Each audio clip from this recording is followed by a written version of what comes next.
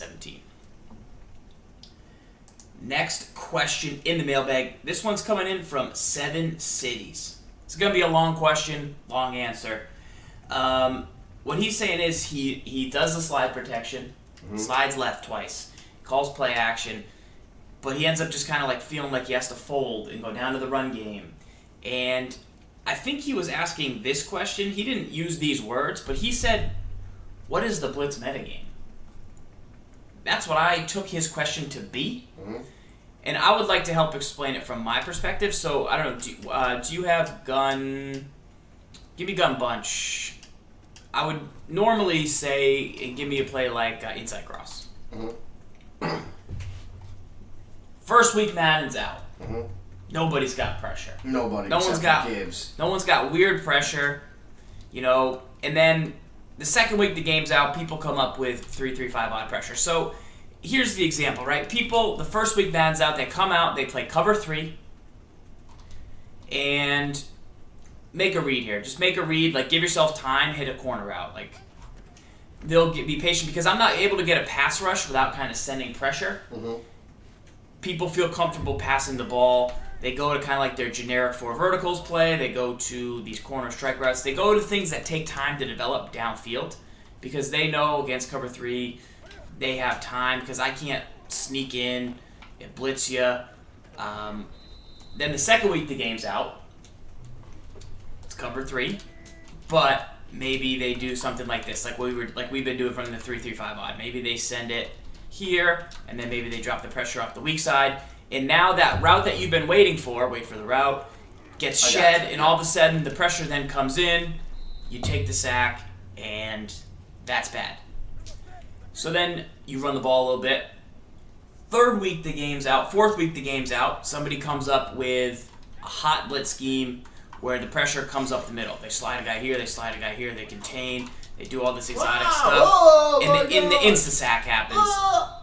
And then you really feel like you can't pass the ball. Because if somebody's doing this, if somebody's, say, blitzing Roby off the edge and send in 6 or send in an extra guy, you can then block the halfback. You can block the tight end. You can use screen passes. You can do a lot of different things. Oh, yeah, I can. But when they start to send kind of the A-gap pressure, like now the game has evolved into a position where you're playing 2-man under and you're potentially getting A-gap pressure. You're forcing them to block the halfback. You're still getting 2-man. The ratings in Ultimate Team are definitely helping your defensive lineman rushing quicker than ever before. I just end up running the ball.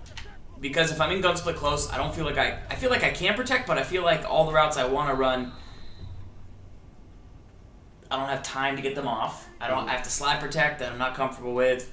I got to do all kinds of different things. So 7 Cities VA is agreeing with me in the chat. He's the guy that asked the question. But as this season goes on and on, what do you notice the blitz metagame to be? Like the first time somebody runs Mike Scrape on you in a game, and then you start to see it for the next 10 games. Like you hit a 10-game stretch, and the first game's somebody's Mike Scraping you, and then 5 of the next 10 guys Mike Scrape. You maybe go 500 in those games in MUT seasons, and then you're like, man, I got to run the ball against this, or I need to run strong power. We saw people utilize that. I need to run play action, but you don't have the best play action plays yet.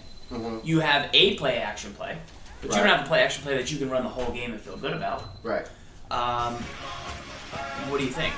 Like when I face Crossfire now, I run shovel option to the right side of the field, and it works. But earlier in the year, people had like a cover 4 A-gap that was patched that I couldn't run shovel option to the left because the dude would come in. So during that stretch of games where I was trying to run shovel option left, it didn't work. Now I run it to the right and it works, but like it took me a bunch of games to figure that out. And that's like kind of the blitz metagame that you go against.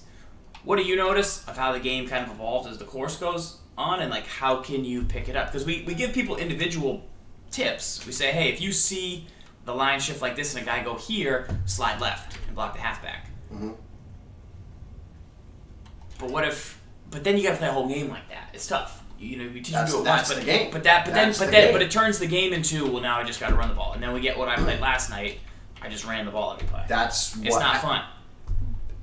For me, to run the ball against you all game because you're setting a pressure. No, but listen, you can't have that mindset or that opinion of pressure when the inverse is the same problem. We're speaking directly to the blitz metagame. I'm not challenging you. I'm saying correct. teach 7 Cities. Yes, correct. But it's the meta becomes what the blitz is. So it was Mike Scrape, and then now the meta then says, well, how do I counter meta? We have this blitz. We know it's available to us. What are the tools that we have in the game? Things we can do with the ball, run the ball, then becomes the counter to it. So that the meta of what is the blitz meta? The blitz meta is defined by what the blitz is, and then how do you counter and prevent that blitz from being effective? So we got crossfire here. Becomes what the meta is.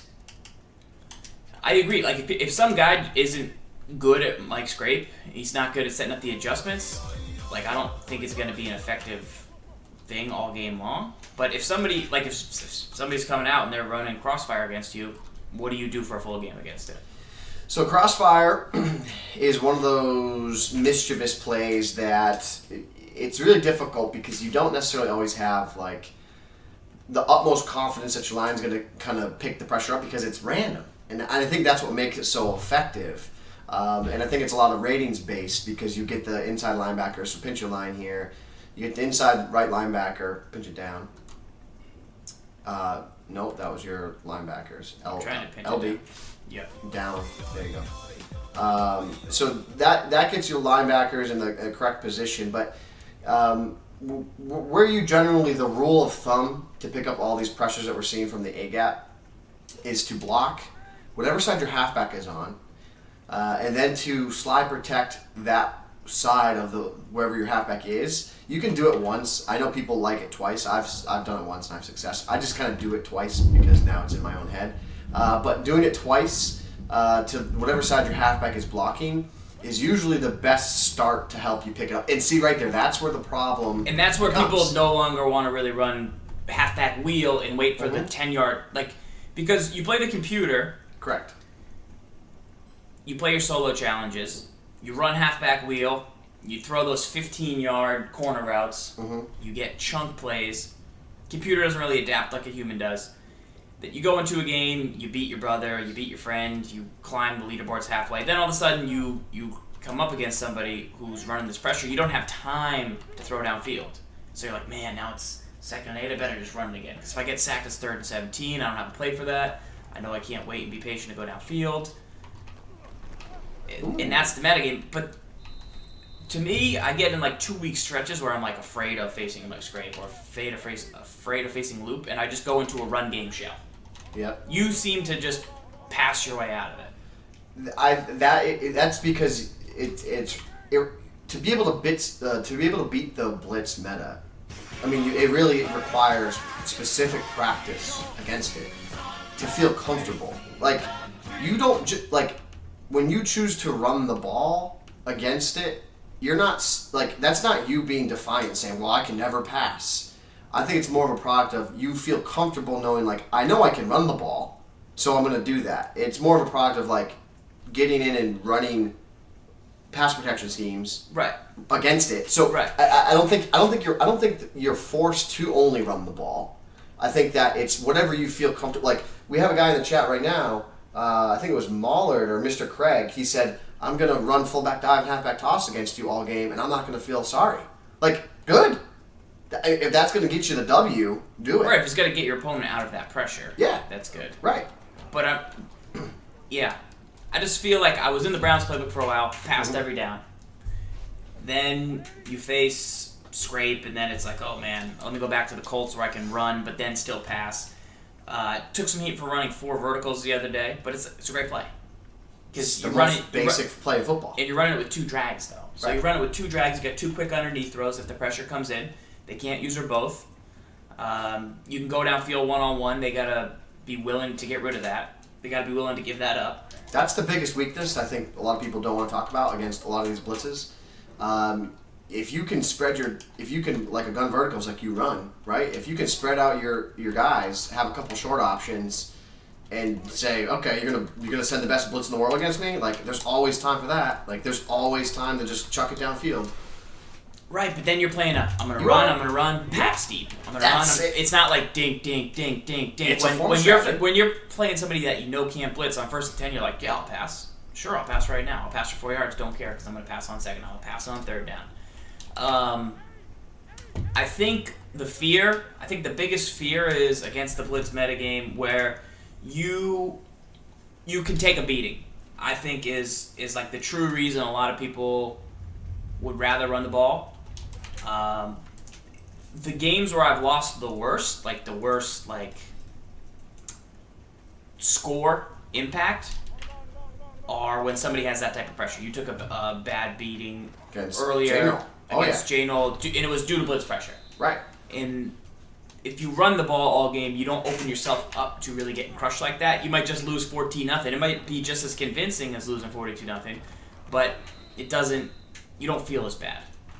Right. So I think maybe you do keep passing against it. Like all the games you play online, those are just lab games to get you ready for if you got to play a big game. Right. If you got to play a tournament game, if you got to play a league game, that's really important to you. So, I guess at the end of the day, if you do lose an an online game, like I lost to SDW big early in the season, just kept playing, got back later. Right. I had a bad first half against W, got down big, fought back in the second half, game was already over, but still, those games help you later. Right. When you got to play an opponent. So I think overall, just keep slinging the rock and try and work on your pressure. And once you know you have the pressure picked up, like once you know you have the appropriate setup for a blitz, like sliding left works against the gap. You know it works. Trust it. You know it works. You practiced it.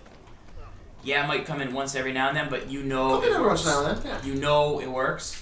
Right. You got to be willing to then bet your bottom dollar that you're going to pick it up. Bet your lab work on it. Right. Bet your lab work. So